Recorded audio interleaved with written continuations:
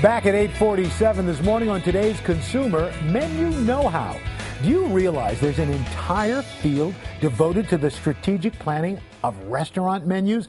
It's called menu engineering, and it can make you order more, and more importantly to the restaurant, spend more almost every time you go out to eat. It's a busy night at the ballpark. Many spectators and players grab a bite to eat from the stadium club. My favorite would be the burgers. And while diners think about what they're going to order, chances are they're looking to the right side of the menu. The upper right-hand corner is the best real estate, so that's where an eye will go. Most people are right-handed, so they seem to go towards the right. So when Big League Dreams Ballpark in California recently revamped their menu, high-profit items took the menu's prime real estate spot. Literally in the first week, we saw our combo sales skyrocket, and those are our higher profit items. And through positioning, pictures, descriptions, we found out we can greatly influence what our customers buy. The man behind the revamped menu board, menu engineer Gregg Rapp. With Rapp's help, sales rose 10% at Pizza and Such restaurant in Claremont, California, by just adding descriptions to the menu. It's important to put good descriptions on the items that you really want to sell. Listen to this. Spring mix gorgonzola cheese crumbles, our candied walnuts, fresh raspberries with our balsamic vinaigrette. I mean, you have to have that. The fancier it sounds, the better it sounds. While descriptions are a must, price placement is just as important. When they put a price list so you can find the cheapest items, it almost forces you to go to this side. We don't use dollar signs on menus because they remind people of money. And just like the menu board at the ballpark, your eye looks to the right.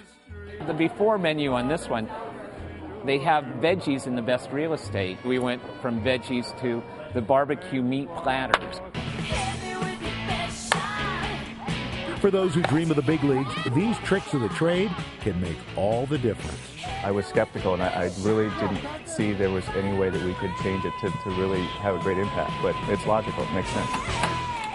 Menu engineer Gregg Rapp, who you just saw in that piece, is here this morning. Greg, good to see you. Great to be here, Al. So for those of us who are trying to avoid some of the traps that you set for the menu, what are some of the things you can do if you want to make sure you're going to either eat as healthy as you can or try to save a little cash?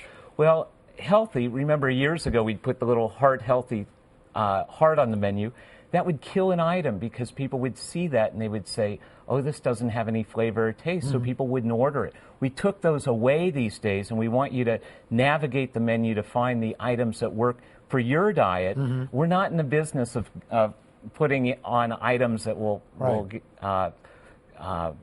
gain weight for you. So, well, you say one of the things you should do is research the menus online, which a lot of restaurants have. Sure, before you go out to the restaurant, read about it. See what people are saying about the restaurant.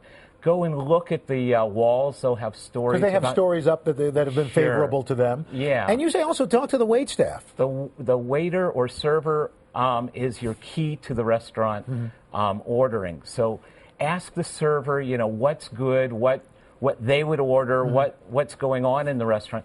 Find out about the chef. Who is the chef? Where are they from? What would they be good at? You want to save a little money, say eat at the bar. How come? Eat at the bar, sure. Order an appetizer. You can go into the best restaurants in town and just order an appetizer in the bar. You say if you want to do some menu engineering at home, use family recipes. Oh, sure. Find your old family recipes and teach the kids about what's going on in your family and what the grandparents cooked, what your parents cook, what your aunts, your uncles. And if you were at a resort like, say, Disney World or Universal, and there's a recipe you'd like, try to get that and make it at home.